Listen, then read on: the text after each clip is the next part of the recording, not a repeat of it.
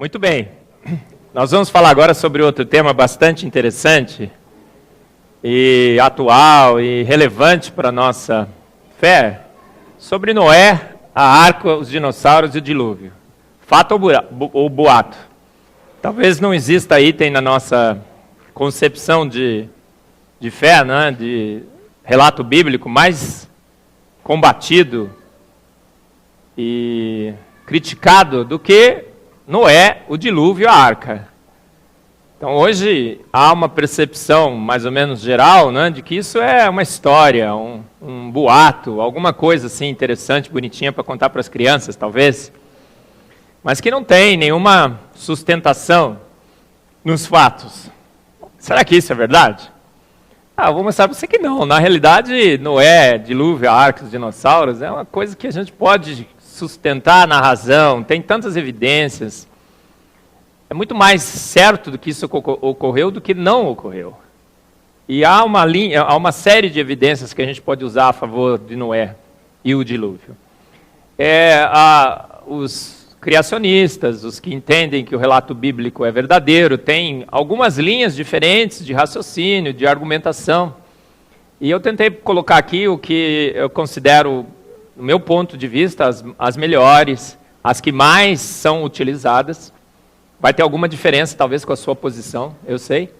Mas a gente vai ver que realmente dá para construir um alicerce racional, teórico, bastante seguro para sustentar a ocorrência de Noé, o dilúvio, a arca e tudo mais, tá bom? Então vamos lá. Acho que é o meu trocador de... Próximo. Vamos falar sobre esse... Quando que eu tive a ideia de fazer essa palestra? Eu nunca tinha falado sobre Noé, dilúvio, a arca e tudo mais. Minha palestra é sempre química, bioquímica, moléculas, essas coisas todas. E eu nunca teria a intenção de falar sobre Noé. Mas quando lançou o filme, a igreja presbiteriana Ebenezer, Rua Doutor Zuquim, 230, Santana, São Paulo, me convidou para dar uma palestra sobre Noé, dilúvio e a arca. Eu falei, nossa, por quê? O filme vai ser lançado, Marcos? A gente quer assistir o filme, todo mundo junto, depois você vai lá e fala pra gente. Eu falei, ixi, e agora? Vou ou não vou? E eu sou assim meio maluco, beleza, né? Falei, vou, né? E fui. Aí fui estudando, fui lendo os livros, coisas que eu nunca tinha feito. Mas eu fui me surpreendendo, eu mesmo, né? Com as evidências, com os relatos, com as linhas de argumentação que você pode montar em relação a Noé, dilúvio e tudo mais. E nós fomos assistir o filme. Rapaz, que filme ruim, né, gente? Eu pus no meu Face lá, coisa de ateu, deu no que deu. Ô, diretorzinho, né? Que coisa, detonou com o filme. Não sei se você assistiu, colocou lá uns robôs no meio. Noé era um homem justo e bom, que andava com Deus. O Noé do filme não é justo, não é bom e não andava com Deus. Era um cara assim, um psicopata. E aquele homem era louco, maluco, não existe aquilo. Quer matar o neto, uma coisa horrível. Não sei se você gostou do filme. Alguém gostou do filme? Por favor, levanta a mão, não tem problema. Eu detestei, achei horrível. Mesmo como obra assim, científica, uma ficção, é muito ruim. Tudo bem, chegamos decepcionados, né? Eu dei a palestra. E aí colocou no YouTube. Aí as minhas palestras no YouTube de química tem lá uns X de acesso. Essa daí deu 20 mil em alguns dias. Por quê? Porque é um assunto extremamente importante, interessante. Todo mundo quer saber, não quer? As crianças querem saber e tudo mais. Porque é uma coisa que... Um evento que transformou o mundo, transformou o clima, E será que ele aconteceu mesmo? Vamos ver? 10 questões e evidências sobre o dilúvio e a arca. E uma questão teológica, tá bom? Eu quero discutir com vocês. Essa é a visão que a gente tem sobre Noé, não é? Porque a gente ensina para nossas criancinhas uma barca, né, abarrotada de bicho, tudo caindo para fora, né? A girafa não cabe o pescoço e tal. Não é isso? E o pessoal olha isso aqui e fala, não pode ser verdade, né? Não pode, né? Não pode mesmo. Bonitinho para contar para a criança, mas é um boato. Será, gente? Então nós vamos ver, as top 10 aqui, as questões mais levantadas sobre Noé, dilúvio, dinossauro e a arca. Como todos os animais chegaram até a arca? Havia espaço, os dinossauros estavam lá, a arca flutuaria carregada. De onde veio e para onde foi tanta água? A atmosfera da Terra era a mesma de hoje? Datação com carbono 14 foi afetada? O registro fóssil não contradiz o dilúvio? Gigantes pré-diluvianos? Por que vivemos menos depois do dilúvio? Essas são as questões que eu quero discutir com vocês. Como todos os animais chegaram na arca? Olha só, a arca devia estar mais ou menos por aqui, né? Deixa eu ver, aqui assim. Como é que um animal da Austrália, do Brasil, como é que eles foram? Você imagina? Olha só, o pessoal que critica Noé fala assim, só se o ornitorrinco tivesse asa, foram voando. É assim? Será que foi difícil? Os animais do Brasil, da Austrália, da América do Norte, do Polo Norte, Polo Sul, chegarem na arca? Foi difícil? Como é que chegaram? Você sabe a resposta? Bom, a resposta é simples. Na realidade, eles chegaram andando. E andaram pouco. Todos eles. Por quê? Porque antes, há muitas evidências disso. Os continentes não eram separados. A gente tinha um continente só, que é chamado de Pangeia. E isso tem muitas evidências geológicas, arqueológicas e tudo mais. Você encaixa, tá vendo como que você encaixa os continentes um no outro aqui, ó? Certo? Tem camadas de fósseis que se propagam entre os continentes, que encaixam. Quando você encaixa o continente, essas camadas encaixam. E é a parte da movimentação das placas tectônicas e tudo mais. Então, antes no nosso planeta, e a gente que defende o dilúvio acha que isso aconteceu antes do dilúvio, havia um continente só. E muito provavelmente, se o relato bíblico é realmente verídico, o clima no planeta Terra era muito semelhante, temperado, não modificava. Então, esse continente tinha uma vegetação riquíssima, né? E ele a distribuição de animais não era tão diversificada como é hoje. Inclusive, a especiação tinha muito menos. A necessidade de você especiar ou tornar animais capacitados para viver especificamente num clima como na Austrália, no deserto, nos polos, não havia, porque era o mesmo clima. Então a gente tinha muito menos espécies. As espécies básicas ainda não haviam se diversificado tanto, porque não havia necessidade. E a distribuição era mais ou menos homogênea. Tudo bem, perto dos polos, talvez fosse um pouco mais frio e tudo mais, mas na região central da Pangeia, você tinha praticamente todos os animais vivendo ali. Então, como é que os animais chegaram na arca? Se alguém te perguntar, eles foram andando. Teve muita dificuldade? Não. Estavam todos perto da arca? Sim, por quê? Porque não tinha, como era um único continente, com clima muito parecido, não tinha necessidade de animais se especializarem para viver em certas regiões. Eles estavam bem distribuídos pelo continente como um todo. Então, quando eles chegaram lá, andando, tá bom? Muito bem. A segunda, havia espaço? Agora que eu quero ver o Marcos encaixar os dinossauros, rinoceronte, tudo dentro da arca, será? Olha aí, ficou tudo assim, um em cima do outro? É incrível a Arca de Noé, porque a Arca de Noé, não sei se você sabe, é o maior barco possível de se construir com madeira. Todas as simulações têm sido feitas e tudo mais, o pessoal estuda demais, porque seria ótimo refutar a Arca de Noé, não seria? Então, tudo que já tentaram para fazer, fizeram, tá? E qual foi a conclusão? O maior barco possível de se construir de madeira é o barco que está descrito na Bíblia, com as dimensões descritas na Bíblia, olha só. Isso é evidência a favor ou contra? A favor do relato bíblico, é um relato técnico que descreve as dimensões do maior barco possível de madeira. E o barco era pequeno? Olha aqui, aqui está o tamanho da Arca de Noé. Aqui os vikings perderam feio, né? Os portugueses, pior ainda, olha, lá na Lagoa do Taquaral tem uma dessas, né? Acho que não sei se é a Pinta, Nina. Pitititico. Olha os gregos. Os gregos sim, hein? Ei, gregão, ó, que maravilha. O Titanic. Na época, o maior barco possível, né? Foi construído e tudo mais. Se você pegar o Titanic e tirar do Titanic os salões de baile, porque o animal não precisa de salão de baile, precisa. O salão de festa, os restaurantes e tudo mais, a Arca de Noé tem uma capacidade de acomodar seres vivos igual ao Titanic, se não maior. Maior que o Titanic. Olha só, olha aqui, coloca o Titanic aqui, gente. A Arca e o Titanic, ó.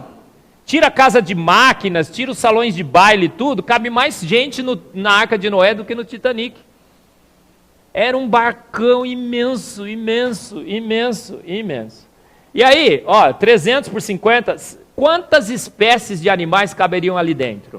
Tem sido feitos cálculos e tudo mais? Animal tem de quanto é tipo, né? E tem jovem, vai crescendo e tudo mais. Qual é o tamanho médio dos animais?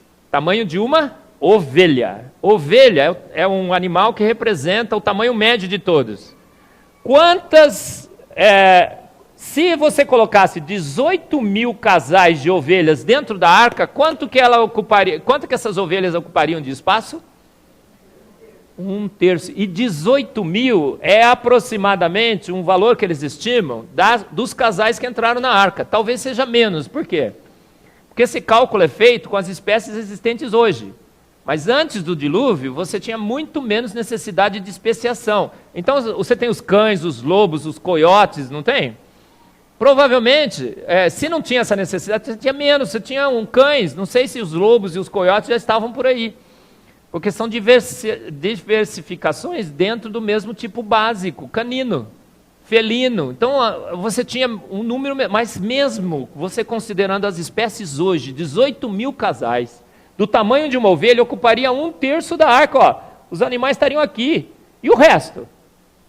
Noé tinha que ter um escritório, né? A família dele tinha um quarto para cada um, aí tinha lavanderia, tinha o quê? Salão de leitura. Sobrou espaço, gente, sobrou espaço para os animais. Uma outra simulação, você encontra várias na internet, em livros e tudo mais. O pessoal vai tentando calcular. Sabe quanto que precisaria para colocar todas as espécies? 37 vagões de trem. Em 37 vagões de trem, você colocaria todas as espécies tamanho médio de uma ovelha. O máximo, olha, os valores que eu encontrei foi de 33% a 56% da arca ocupada com os animais. Tá bom? E os dinossauros? Agora pegou. O pessoal acha assim, não, o dinossauro foi extinto antes do dilúvio, não é? Quem acha que o dinossauro foi extinto antes do dilúvio? Pode falar, não tem problema. A gente não... 1, 2, 3, 4. Quem acha que os dinossauros estavam na arca? Ô povo de pouca fé aí, pastor. E quem não acha nada? Não acho nada. Não acho nada. Tava ou não tava? Tá vendo isso aqui? Oh, crap. Was that today? O cara perdeu a festa, né? Chegaram atrasado. Será? Gente, se a gente acha que o relato bíblico é fidedigno, e sabendo que os dinossauros foram extintos há poucos anos atrás, eu vou mostrar os dados para vocês, os dinossauros tinham que estar na arca. Tinham que estar na arca. Aí você vai falar assim, Marco, para aí, o T-Rex dentro da arca? Um T-Rexzinho só já ocupava a arca inteira. Olha lá. Aí o pessoal, depois que eu dei essa palestra de Noé, foi uma saraivada de comentários delicados sobre mim, né? O Marcos falou que os dinossauros estavam na arca, né? Mais ou menos por volta de por aí, olha aqui o cara, né? Será que cabe na arca? Quantas espécies de dinossauros nós temos? 600 e poucas, 800, mas espécie, como é que biólogo classifica espécie? Tem que cruzar e dar descendente, certo? O que acontece normalmente entre muitas das espécies? A diferença é tênue. O que aconteceu com a especiação, não é que eles foram se separando e de repente não cruza mais. Mas tipos básicos de dinossauros conhecidos são quantos? Em torno de 58. Se você pegar 58 dinossauros e soltar, e eles vão se cruzando tudo, vai dar as 608 espécies que nós temos hoje. A vida é pré-programada para se diversificar, e aí eles vão se cruzando, vai diversificando. Coloca um casal de cães numa ilha e volta lá depois de 1 milhão de anos. Tem lobo, tem coiote, tem um monte de tipo de cães diferentes lá, de espécies que já não cruzam mais. Aí a especiação que ocorre é pré-programada no nosso código. Mas tipo básico de dinossauro tinha 58. Dinossauro é um réptil. Ele cresce a vida inteira. Então o T-Rex que eles colocam lá, grandão, o que é? Um dinossauro adulto. O dinossauro nasce com o quê, gente? O T-Rex nasce do quê? Um ovo. Você já viu o ovo do T-Rex? Então, e aí, se você fosse colocar num dinossauro dentro da arca, você colocaria um dinossauro velhinho, terceira idade, aquele pessoal do PC, né, pé na cova. Na nossa igreja tinha um coral lá que a gente chamava de coral PC, né? Todo mundo, o que é isso? O que é isso? Era os pé na cova, os velhinhos, assim, cantando. Uma graça. Você colocaria criancinha, que idade você colocaria? Adolescente, né? Aquele fervor, né? Reprodutivo. O dinossauro, o T-Rex adolescente é pequeno, não é grande. E aí você cabe, se tivesse 58 tipos básicos de dinossauros dentro da arca, quanto que ele ocuparia, gente? Está vendo os dinossauros aqui? Olha a arca era imensa, era uma obra de engenharia naval fantástica, tudo indica. E aí o que ocuparia um quarto dentro da arca? Se você estivesse andando da arca, estava assim, ó, répteis, pássaros, elefantes, dinos. Você entrava dentro da sala dos dinos. E eles estavam lá, ocupavam uma fração da arca. 58 tipos básicos de adolescentes dinossauros ocupariam uma sala dentro da arca. Então eles estavam lá? Tudo indica que sim. Se o dilúvio ocorreu, eles estavam lá, ocupando um quarto dentro da arca. Os tipos básicos. Depois se diversificaram. Por que se diversificaram rapidamente? A especiação ocorreu porque o clima da Terra mudou drasticamente. E eles foram espalhados pela superfície do planeta. E ao serem espalhados, né, a especiação ocorreu muito rápido. E aí as 600 e poucas espécies surgiram. Por que eu estou dizendo que os dinossauros estavam dentro da arca? Porque quanto tempo faz que os dinossauros foram extintos? Segundo a evolução, há 60 milhões de anos atrás, certo? Errado. Por quê? Foram outro dia num museu, cortaram o osso de um T-Rex, estava cheirando mal. Não estava fossilizado, tinha colágeno, células sanguíneas, fizeram o proteoma do dinossauro, publicaram o paper, eu li. Tem ressonância magnética nuclear, espectros de massa, cristalografia e tudo, das proteínas do dinossauro. E tem vários e vários artigos mostrando que o dinossauro ainda tem tecidos orgânicos intactos dentro dos seus ossos. O que significa isso? Eles foram extintos há muito poucos anos atrás. Centenas, não milhares nem milhões. Centenas de anos atrás. Os chineses mataram os últimos dinossauros. Tem relatos na literatura chinesa de lutas com animais que eles descrevem. O que eles estão descrevendo? Um dinossauro. A Bíblia descreve um dinossauro. Você vê em cavernas desenhos de homens e dinossauros. Tem, na América do Sul, tem jarros, que você vê lá, é um dinossauro. Então nós sabemos, os chineses foram os últimos a matar os últimos dinossauros, que eles chamavam de dragões e tudo mais. E eles foram extintos há poucos anos atrás. O que aconteceu? Depois que eles saíram da arca, antes a vegetação era extremamente vasta e disponível no planeta. Era um clima temperado, subtropical, era uma estufa, uma grande estufa, árvores imensas, a gente sabe disso, as sequoias e tudo mais. E os dinossauros eram carnívoros? Isso eu falei outro dia do T-Rex, que queriam me matar, porque eu destruí o ídolo deles, porque a cultura que a gente tem do dinossauro é cultura hollywoodiana. É cultura do Jurassic Park. A gente acha que o T-Rex é... Né? O Nicholas pega o dinossauro dele e fala... um grande carnívoro, fera. Mas o T-Rex era um grande lutador? Gordo pra caramba. Não era? Maneta, você já viu a mãozinha dele? Pititica. E aí, encontra-se fósseis do T-Rex com a arcada dentária intacta. Aí foram fazer uma simulação, o pessoal que trabalha na área de dentista, é o que mesmo? Que área que é? Odontologia. Viram que a arcada dentária do T-Rex era muito frágil. Então, se o T-Rex desse uma mordidona e... o que acontecia? Ele ficava banguela, perdia toda a dentadura. E aí ele encontra os dinossauros com todos os dentes. Aí significa que ele não dava muita mordida, não. Então, eu não quero afirmar que todos os dinossauros eram herbívoros, mas a imensa maioria deles era herbívora. Aí o que acontece? E tem vários artigos na literatura mostrando isso. E o T-Rex talvez também fosse um herbívoro. Mas aí muda o clima. Eles saem da arca, o que acontece? O planeta está praticamente despido de vegetação. A temperatura começa a oscilar, e lagarto e réptil não gosta de mudança de temperatura, tá certo? E aí eles têm que sobreviver num clima totalmente hostil, a especiação começa a ocorrer e tudo mais, se distribui pelo todo o planeta, e aí eles vão morrendo lentamente, porque tem pouca comida, eles começam a comer um ao outro, aí eles se transformam em carnívoros, e os humanos matando os chineses atrás. Já pensou um monte de chinês atrás? Acabaram sendo extintos.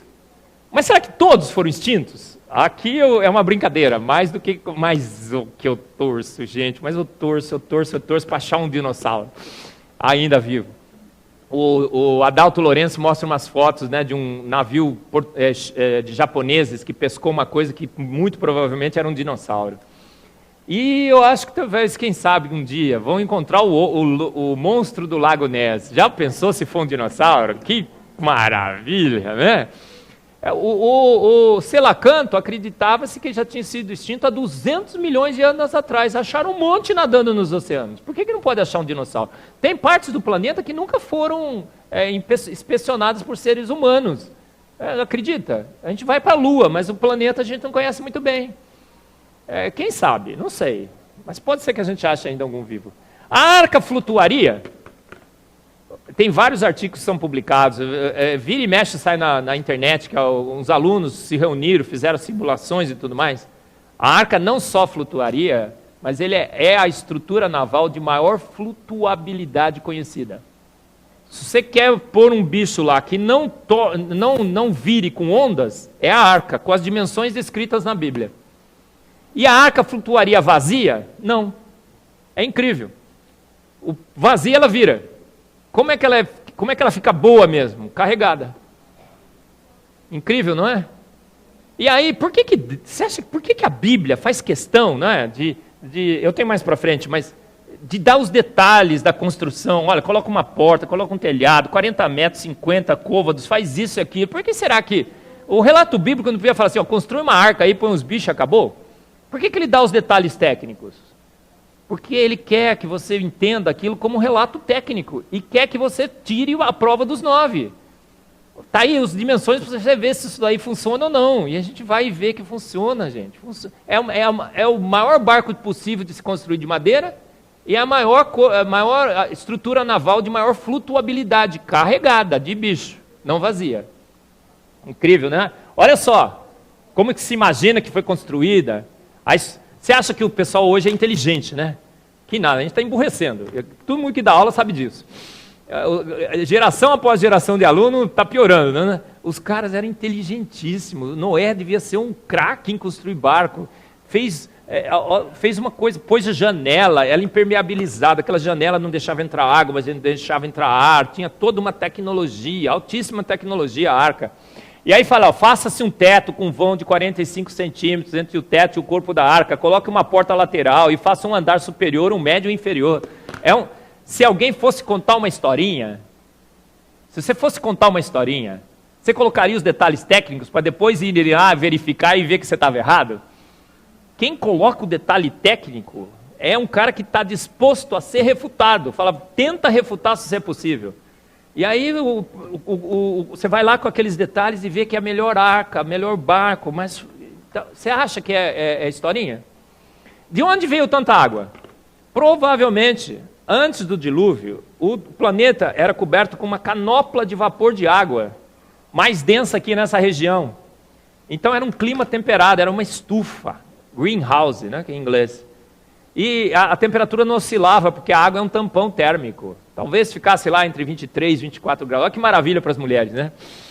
Não precisava nem ficar trocando de roupa, pondo mais casaco, menos e tal. Era sempre a mesma temperatura. Um clima subtropical, ameno, muito mais favorável à vida e tudo mais.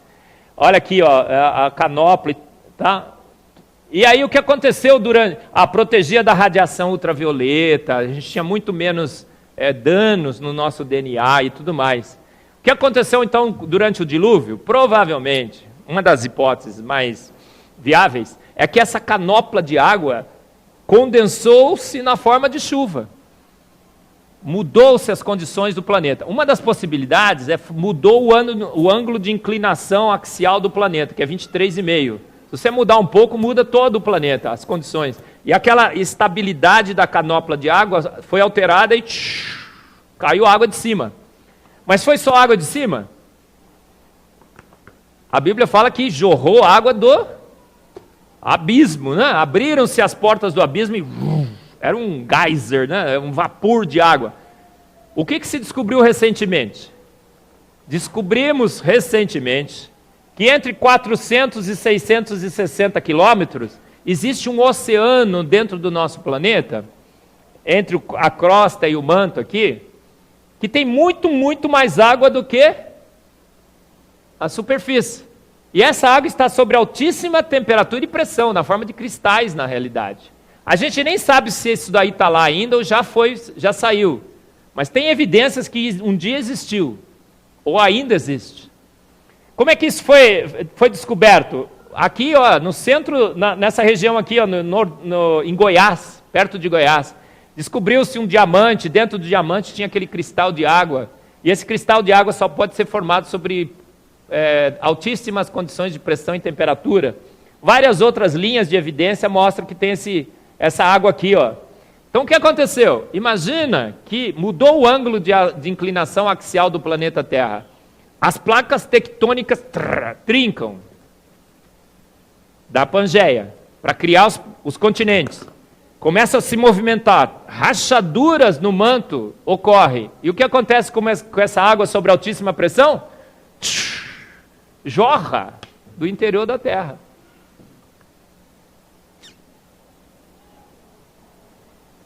E aí, ó, aí fala assim, nossa, mas cobrir o Everest não dá, né? 8, 9, 10, 11 quilômetros de altura?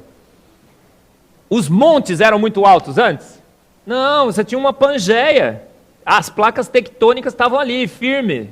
Essa movimentação de placas não estava ocorrendo ainda. Ou se ocorria, o continente mexia quase todo junto. Quando trinca os continentes, eles começam a se separar e se arrastam sobre a superfície, o que acontece? Aí sim que os montes altos surgem. Então nós não tínhamos montes tão altos. Tinha monte, mas não tão alto. Então não precisa também, né, cobrir os Alpes, porque eles não existiam. Eram montes mais baixos. Então a água... Para onde foi a água? Imagina que você tem a Pangeia. O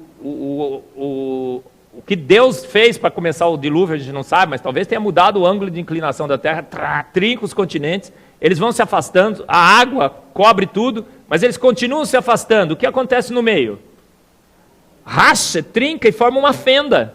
E a fenda vai ficando cada vez mais profunda. E nós temos fossas submarinas hoje com vários quilômetros de profundidade. Então, para onde foi a água onde está hoje a água do dilúvio? Nos mares e oceanos, nas fossas submarinas. Foi abrindo, e o que aconteceu? Os continentes estão separando, e eventualmente eles foram ficando fora d'água, porque a água foi jorrando para as fossas submarinas. Então o oceano era tão profundo assim antes? Provavelmente não, era mais raso. E ficou profundo com a separação das placas. A geologia toda mostra que isso é bastante factível, né? Chovia antes? Não, era aquele vapor de água naquele efeito estufa, né? Tinha um orvalho que caía de manhã, tal, maravilha. Depois do dilúvio começa a chover. E o que a Bíblia diz que foi colocado como sinal do dilúvio? Um arco-íris. Arco-íris se forma como, gente? Você já leu sobre... Eu li várias e várias vezes, precisava de um físico bom para me tentar entender junto com ele. É um fenômeno incrível. Se você está aqui, você está vendo, é um ângulo de 40 graus quando você vê. Se você se deslocar, a pessoa que está lá mais num ângulo diferente já não está vendo. É um efeito assim de ótica fantástico. E ele só ocorre quando você tem o quê? Gotas de vapor de água nas nuvens. Quando chove. Então a evidência é a favor ou contrária? A atmosfera era diferente? Isso aqui é bem legal, né? Porque lembra do Jurassic Park? Encontraram o DNA do dinossauro aqui, né?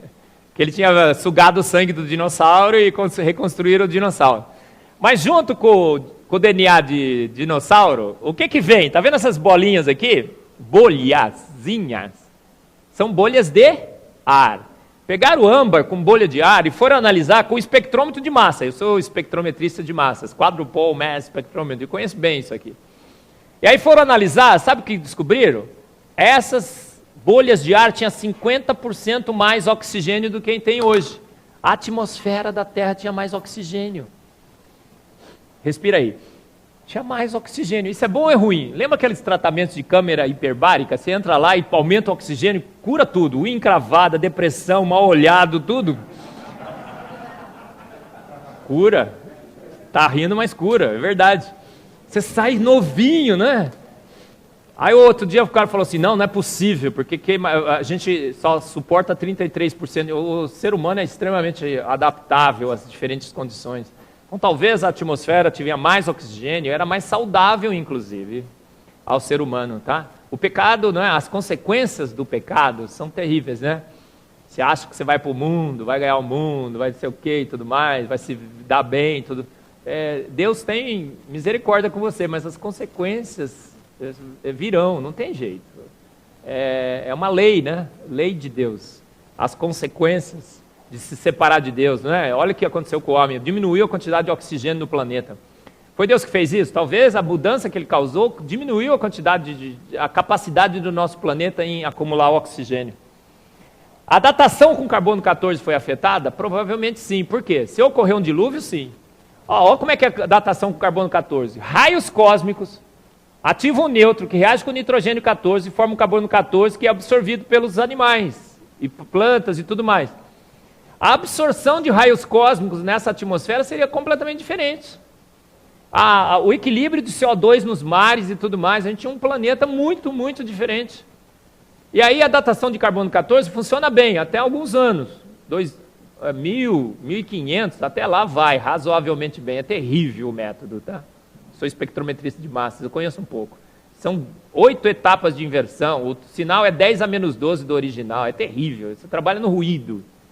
Agora, assume que o planeta sempre foi o mesmo, mas não, se teve um dilúvio, o processo todo, por isso que se dá 2 milhões, 3 milhões, 5 milhões de anos atrás. O registro fóssil. Tem interpretações que o registro fóssil foi formado basicamente durante o dilúvio.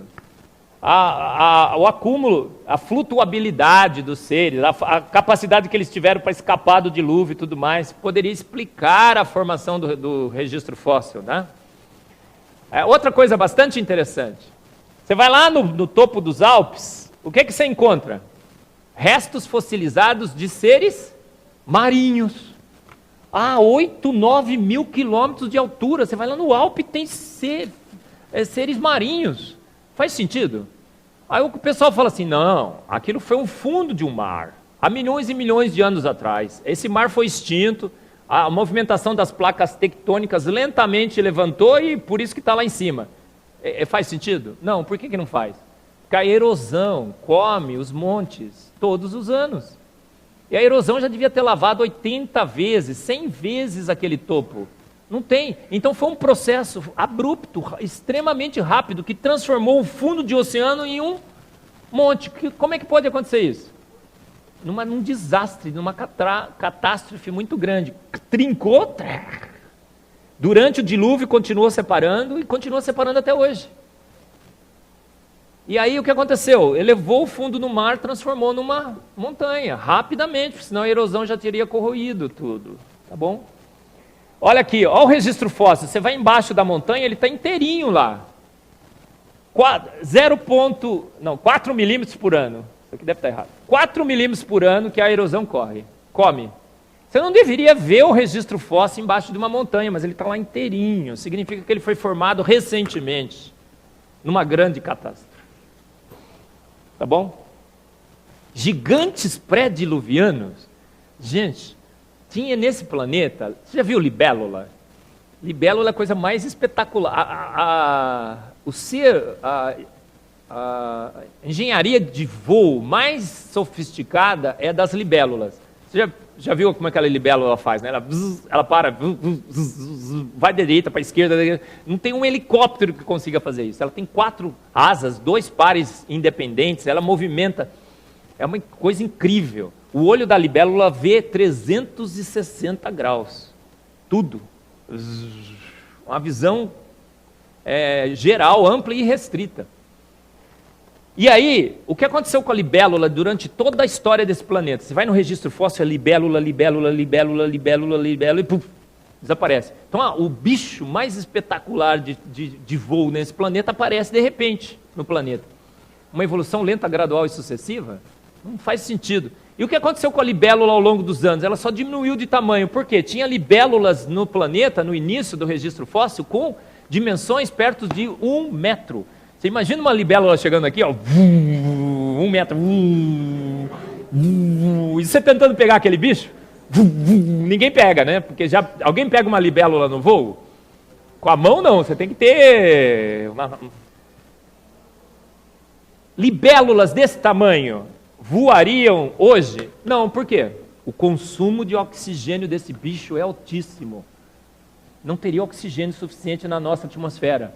Mas tem libélula de 70, 80 centímetros, 90, quase 1 metro no registro fóssil. O que isso significa? Elas voavam antes, né? Porque libélula com um monte de asa não faria sentido se não voasse. Tinha muito mais oxigênio para alimentar, dar energia suficiente para esses bichos aí. Olha, o pterossauro, com essa asa. A densidade da atmosfera, já fizeram os cálculos, não seria suficiente para ele voar. Então nós tínhamos uma atmosfera mais densa, mais rica em oxigênio, com uma temperatura praticamente constante, muito úmida, tinha um orvalho de manhã, não chovia. E esses bichos conseguiam voar, né? Porque não faz sentido eles terem existido e não voaram mais. Foram extintos, talvez que depois do dilúvio saiu, né? Foi crescer, não voava mais. Aí viraram presa fácil, né? Para os predadores. Muito bem. A gente vive muito menos hoje do que vivíamos antes. Olha os patriarcas aqui, ó. Quem viveu mais? Quantos anos?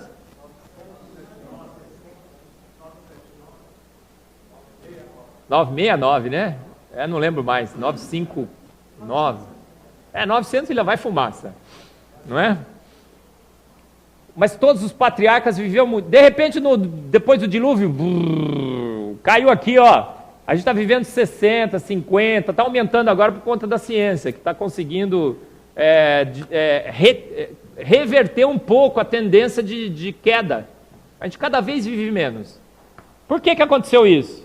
As condições mudaram e tudo mais, mas principalmente por um efeito genético, que a gente chama de gargalo genético. Adão e Eva eram puros geneticamente. Então seus filhos podiam casar entre si, sem problema.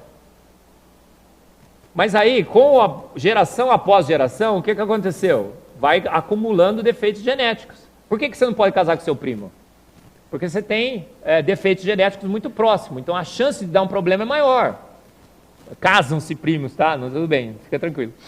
Mas não deveria, né? A família toda não casa, você vai e casa, não tem problema.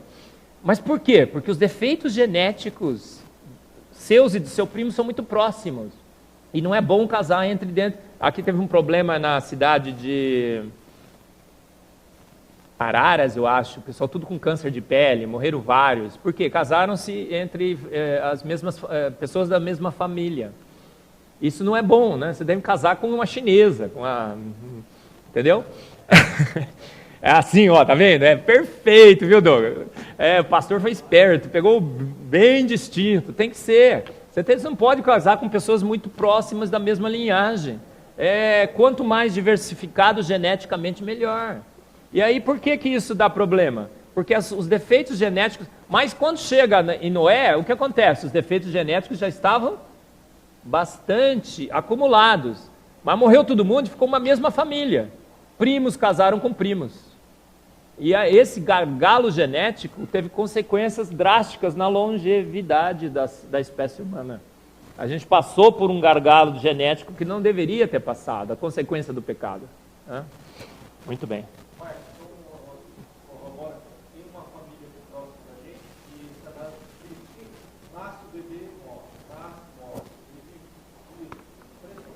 Eu acho saiu até num documentário que correu o mundo aí aqui, acho que foi Araras também, mesma coisa, câncer de pele, todos eles tiveram, tem problemas sérios. Por que isso? Não é um problema intrínseco, não pode casar com... É por causa do gargalo genético, que cada vez mais vai ser pior casar com primo. Daqui a 100 anos, pior ainda. Daqui a 200 anos, pior ainda. É bom você casar com pessoas muito distintas, porque aí os seus erros genéticos se cancelam. Né? É interessante, né? Catástrofes bíblicas não pode. Catástrofes naturais... Com evidências, não pode. Noé, dilúvio... Mas catástrofes naturalistas pode, né? Como é que os dinossauros foram extintos no planeta, segundo o naturalismo? Um grande astro colidiu com a Terra, né? E aí o que ele fez? Criou uma poeira cósmica, assim, né? Uma nuvem densa que cobriu o Sol, esfriou e morreram todos os dinossauros. Gente, se morreu o dinossauro, devia ter morrido tudo, né? Só tinha sobrado barata nesse planeta, né? Mas... essa pode, olha só, quer ver? Olha os dinossauros tudo morto, tá vendo? Uma catástrofe naturalista pode. Agora, catástrofe bíblica com evidências. Qual é a evidência que isso aí ocorreu? Nenhuma, só que o dinossauro morreu. A última. Deus foi cruel? Agora é uma questão teológica, né?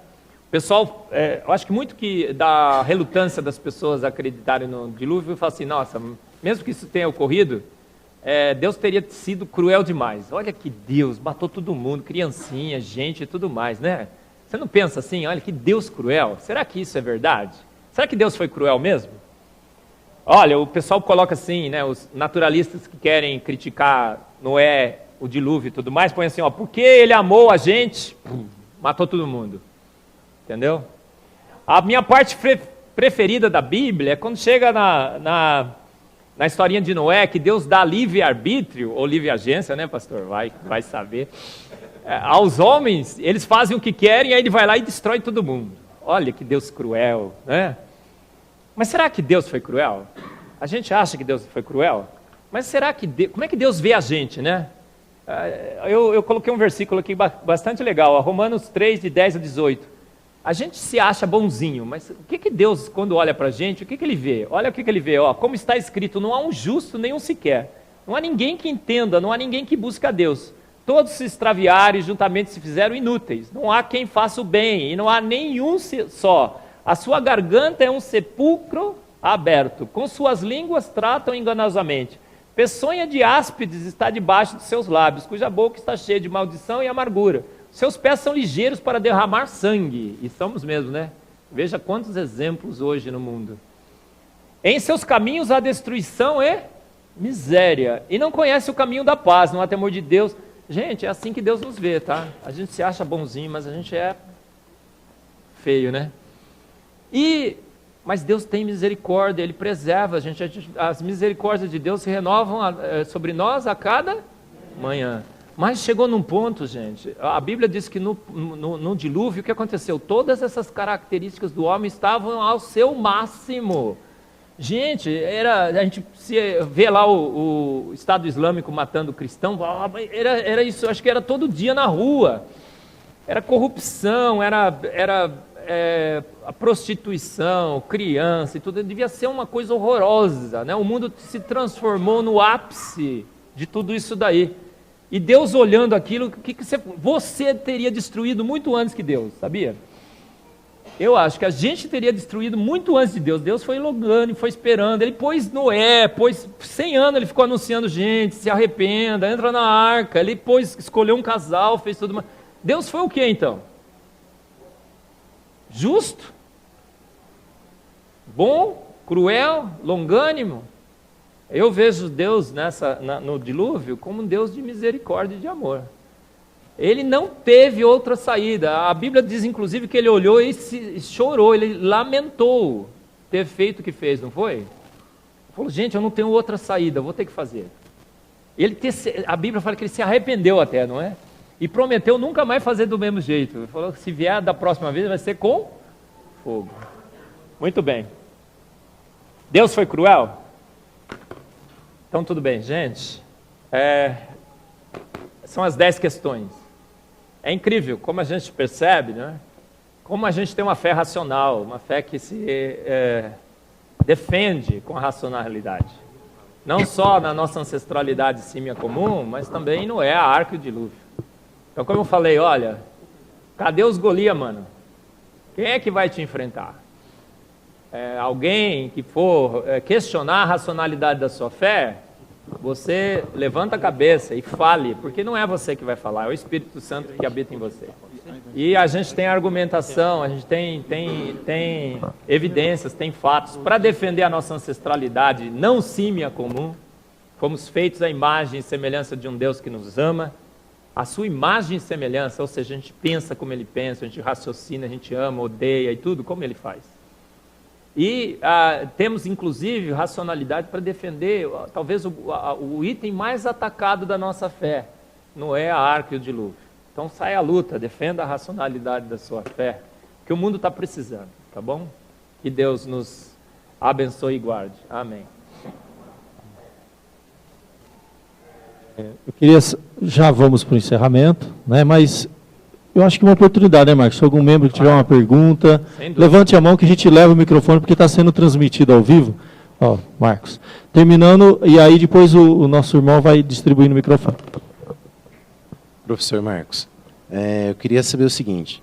Quando o senhor estava comentando dos comentários lá, que Deus é cruel e tal, e a gente vê muito isso, né, nos comentários, e vê muito questionamento, por que que só nós estamos aqui, só tem vida aqui na Terra, num universo tão infinito? O que você pode dizer sobre isso? Ótimo. Olha, a Terra é única e espetacular. E a probabilidade de existir de existir vida na Terra é zero, absolutamente zero. Por processos naturais não guiados. Então, o que acontece? As condições que foram ajustadas para ter vida na Terra são imensas e extremamente finas e controladas. Então, a gente tem a atmosfera correta, oxigênio e nitrogênio, a gente tem a gravidade correta, a gente tem o campo magnético correto que nos protege da radiação do Sol, a gente tem o líquido da vida correto, com 68 propriedades físico-químicas únicas, que é a água. A gente tem as condições de pressão e temperatura corretas, ideais, é uma lista imensa de condições finamente ajustadas para que a vida exista aqui, que a probabilidade disso existir em outro planeta é zero. Já era zero aqui, né? E existir em outro planeta é zero também. Então, existe vida em outros planetas? Pode existir, mas a chance é zero. Deus criou outros planetas com vida? Não sei, ele nunca falou isso. Pode ser que ele tenha feito, mas eu acho que não. O planeta é um planeta único, e nós somos seres únicos, feitos à imagem e semelhança dele. Por que só a gente? Porque foi uma decisão unânime e soberana de Deus, de criar a vida nesse planeta e ajustar as condições finamente ajustadas para que exista vida aqui. Então, não sei se foi bem essa a sua pergunta, mas Não há possibilidade de existir outro planeta com as características desse por processos naturais não guiados. A chance disso é zero, já seria zero aqui. E a gente lendo o relato bíblico, a gente vê que somos seres feitos à imagem e semelhança deles, selecionados para um propósito. Somos seres especiais? Somos mesmo, qual é o problema? Deus nos escolheu mesmo, a gente tem que dar graças a Deus por ter feito isso. E Ele quis fazer alguém parecido com Ele, que pensasse, raciocinasse, que tivesse inclusive capacidade de se rebelar contra Ele, como fizemos, não foi? E isso veio da soberania e da vontade dele, não foi uma coisa que, não é mérito nosso, foi uma decisão soberana de Deus, nos criar assim num planeta único e especial. E eu não vejo a menor possibilidade de existir qualquer coisa diferente, senão terra e gente, como a gente tem aqui. Oi. Sim. E tem um pouco tempo. Vai fazer o vestibular ainda? Não, vou levar uma filha para o vestibular. É o seguinte, o importante é que nós queríamos saber se você tem algum relacionamento com as embarcações chinesas do século IX ao século XII, que do ponto de vista histórico e arqueológico, eles têm praticamente muito próximo das dimensões da Arca de Noé e eram em madeiras. Por favor. Eu não coloquei na minha palestra, mas isso é um fato também, né? Você vê que as embarcações chinesas tinham dimensões muito próximas. Uma das possibilidades é que eles tinham acesso às informações, né? E a partir das informações construíram seus barcos com aquelas dimensões ali, ideais, perfeitas, né? Os chineses são perto, né? E de lastro e tudo. Então mais uma evidência que você pode adicionar a favor do dilúvio, né? Embarcações sendo construídas com as características da arca. Então tudo indica que eles tinham essa informação, conseguiram preservar essa informação ao longo dos anos e continuar aplicando nas suas embarcações. E outras civilizações não, perderam e começaram a construir de outras formas. Mas nunca em madeira ninguém superou a Arca de Noé. Nunca. E as simulações mostram que não dá para construir um barco maior de madeira. Tá bom?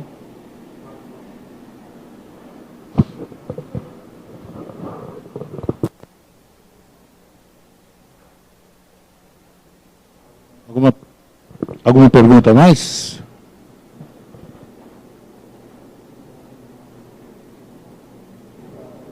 Há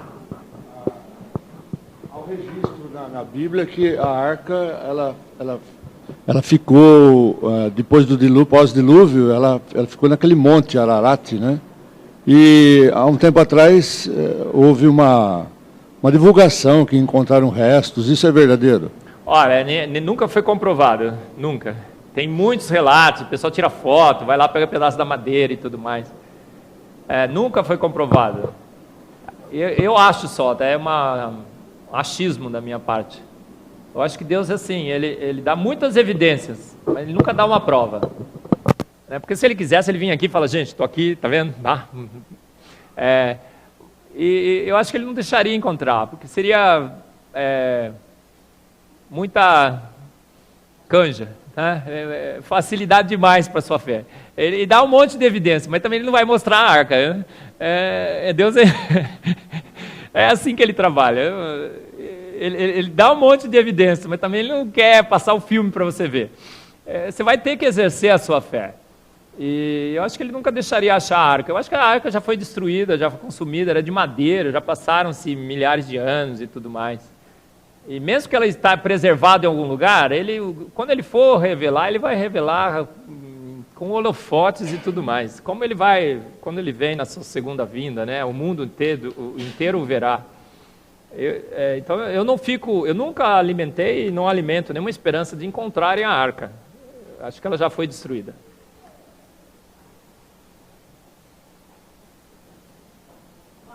Oi, Simone.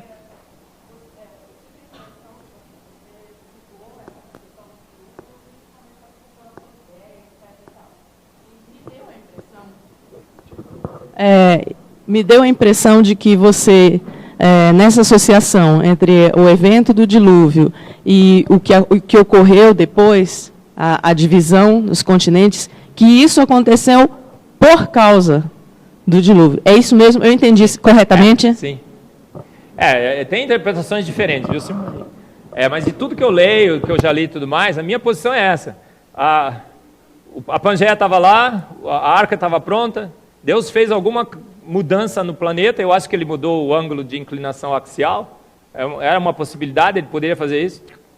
Aí trincou, começou a separar. A separação continuou muito rápida durante o ano que o planeta ficou submerso, e agora ela está diminuindo. Quando secou, os continentes ainda estavam interligados, por isso que os animais conseguiram se espalhar por todos os continentes. Chegaram até a Austrália e tudo mais. Mas depois se isolaram. Com o isolamento, animais foram extintos em outros continentes. Por exemplo, o canguru da Austrália estava distribuído em todos os continentes, mas morreu em todo lugar, só sobrou na Austrália. Porque eles se separaram, não tinha mais conexão entre os continentes, e só sobrou o canguru. Agora, fóssil de canguru se encontra no mundo inteiro. Tem florestas tropicais, que acabaram de encontrar uma floresta tropical na Noruega, na parte polar da Noruega. Como é que pode encontrar uma floresta tropical lá? Então, fóssil de canguru no mundo inteiro. Porque eles se separaram, começaram a habitar. Mas como na África não dá para ter canguru, eles morreram. No Brasil, só na Austrália que eles continuaram vivos. Então foram sendo extintos, porque as condições mudaram drasticamente. Como é que se espalharam? No início, quando os continentes surgiram, ainda tinha, até hoje tem muitas conexões. Mas com a separação que continuou ao longo dos anos, os continentes finalmente se isolaram. E aí a especiação tomou conta e a extinção de muitas espécies em alguns continentes ocorreu.